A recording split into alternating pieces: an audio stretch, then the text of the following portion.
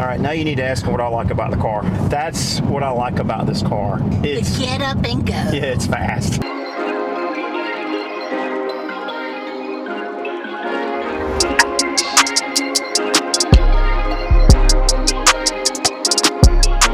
All right, guys, welcome to the channel. This is DIY Mitch, and yeah, I bought a Tesla Model 3 Performance. I never thought I would live to see the day I own an EV. In fact, I think in one of my older videos, I said I will never own an electric vehicle. And now we have it. Yep. So actually, I've wanted a Tesla for a long time, but you know, I got the Hellcat.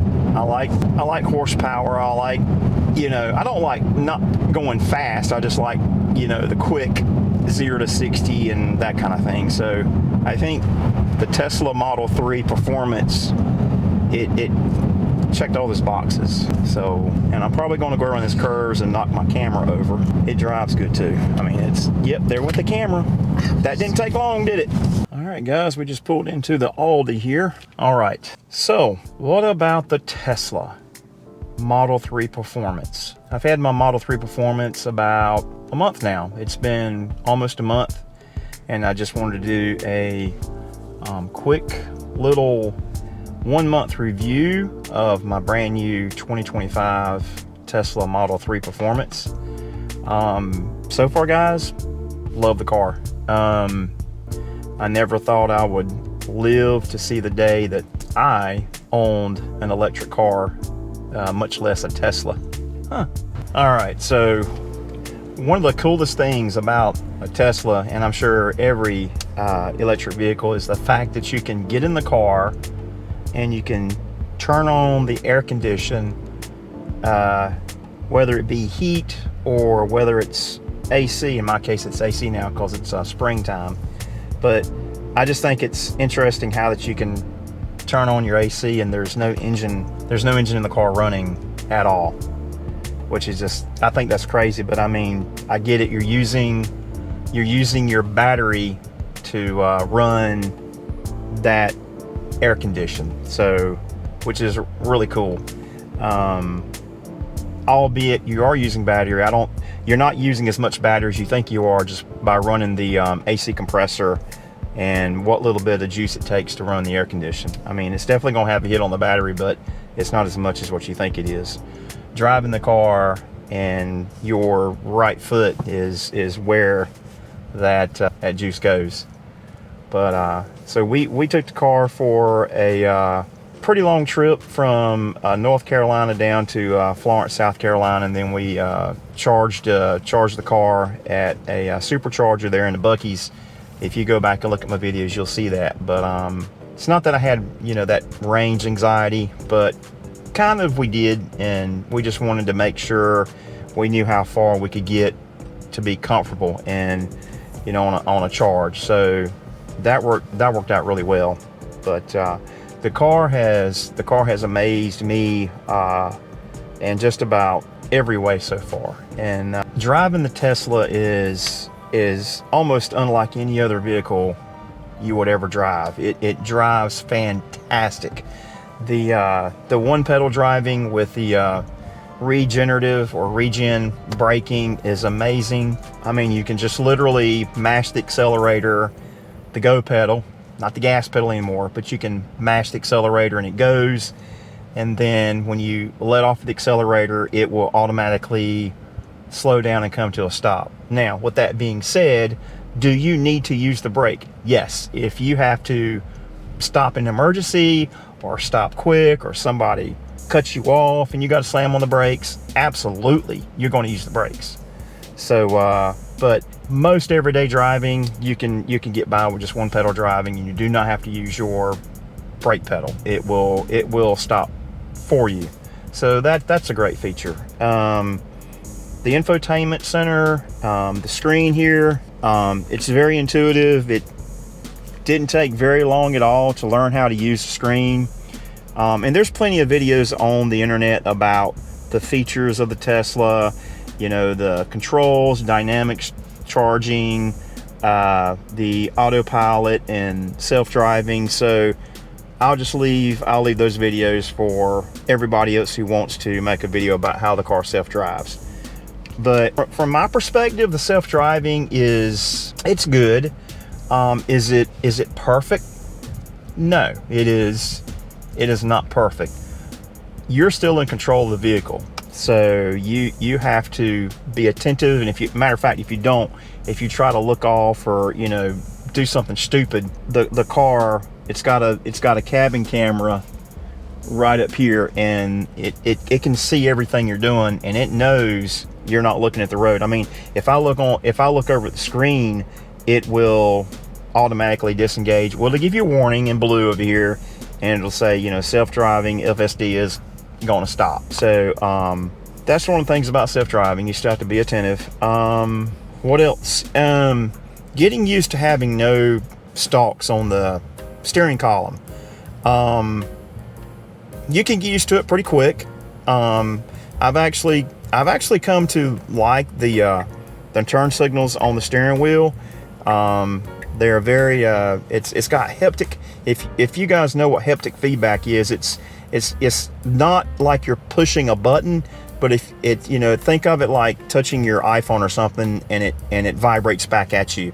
So it's like you can hold your thumb there all you want until you just give it a little bit of force, and it's a haptic feedback. It's like a little click in there, so that gives you that positive reinforcement that you've made a turn signal indicator there. So the volume control is here. You can customize this wheel, and you can do other things with it on the screen here. So you got your high beam headlights here. You got your washer for your windshield wipers here. And this is your self-driving button. You just hit that like cruise control, and it will drive depending on what mode you have it in. In my case, I have it in full self-driving mode.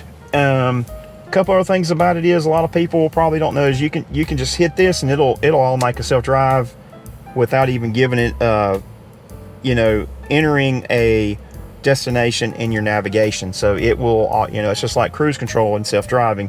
It'll keep on going down the road you're currently on. Now, with that being said, if you do give a turn signal with it in self-driving, it will go in the direction or whichever lane you indicate with self-driving on. So that's pretty cool. What else? The fit and finish inside this car is just wonderful. I've not found any issues with the fit and finish. I've also heard that Teslas in the past were known for body panel gaps, door gaps, hood, front trunk gaps, and that kind of thing in the body, with fenders. But I didn't see there were no issues at all on this 2025 Model 3 Performance. All the gaps were good. I didn't have any issues with any door gaps or anything on the outside. So I think the quality has definitely increased on these Teslas over the years, and especially going into 2025. I think Tesla's got it figured out like most other car manufacturers. If you don't build a quality product and you got panel gaps all over the place, no one's gonna buy it. So I think their quality's definitely increased in that respect. What else? For a car at this price point, even this is the performance model, so it was the top tier of the Model 3s. But even if you get the $33,000 rear wheel drive Model 3, you're going to get all the same luxuries in the car. It's got a fantastic stereo system, and come on, it's not really a stereo system. You have media options. Like in my case, I have Apple Music, and you have just a ton of media options on here you can choose from: YouTube, Audible, Spotify. Just pretty much everything. And it does have a HD radio, so you do still get the typical radio, just like any other car. But it's all so seamless in the display here. Now this car does run on the AMD Ryzen CPU chip. So I'm a huge fan of AMD CPUs. I've used AMD in all my PCs, and so also on the screen and the feedback here, it's super quick. Everything is very fluid. It's very very responsive. There's really no lag, so to speak, at all in this display. It's very very responsive, very quick, and I really like it a lot. It's all right. So the heated and the cooled seats are wonderful in this car. I mean, they get so cold just with the vented seats blowing on you. It's amazing. It's better than any other vehicle I've ever had. It's better than my Dodge vehicle. It's better than my Chevrolet pickup truck with the cooled and heated seats. This thing will run you out of here with the cooled seats. What else? Let me see. And of course, down here you have two wireless charging pads for your mobile devices. So down here you have two wireless charging places for your phone. One here and one there, so it will fit two phones. Pretty cool. Play with the screen. So what else? The car has easy entry. You can program the easy entry in right here with each driver, and you can set your steering wheel, and the steering wheel is fully power, so it's telescoping as well as tilt. You know, just like a high dollar luxury vehicle. It's got everything. The car looks like it. I mean, it's a very minimalist car, but the car has everything in it a luxury vehicle has. The seats are great. The Model 3 Performance has a lot of bolstering, so it's got bolstering on the sides over here and bolstering in the bottom, so they hold you in pretty good if you're cornering, pretty fast. But what else?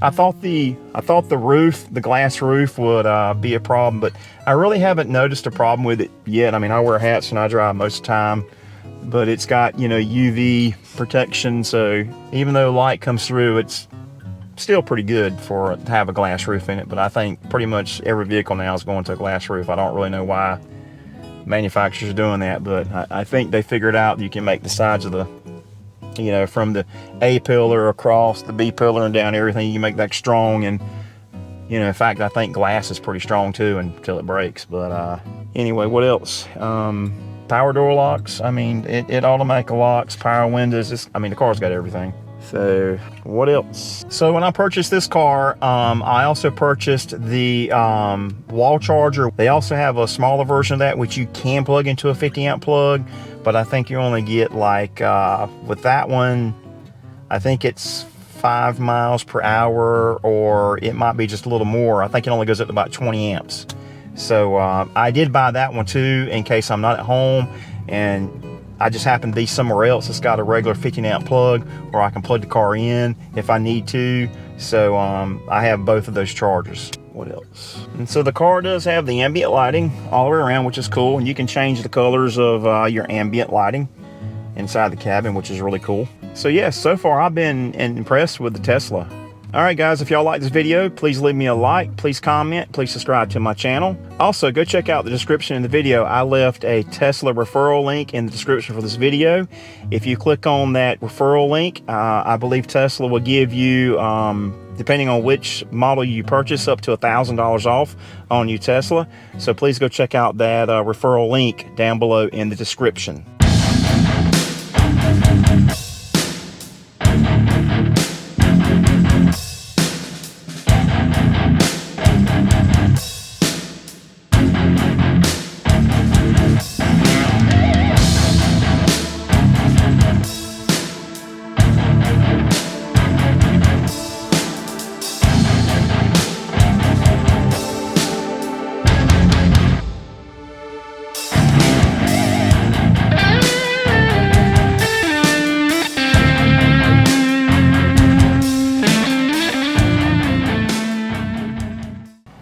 Okay. All right, y'all, making YouTube videos is a struggle for me. It's not easy making YouTube videos. Trust me when I tell you this. Oh man. They ain't easy being cheesy. Oh.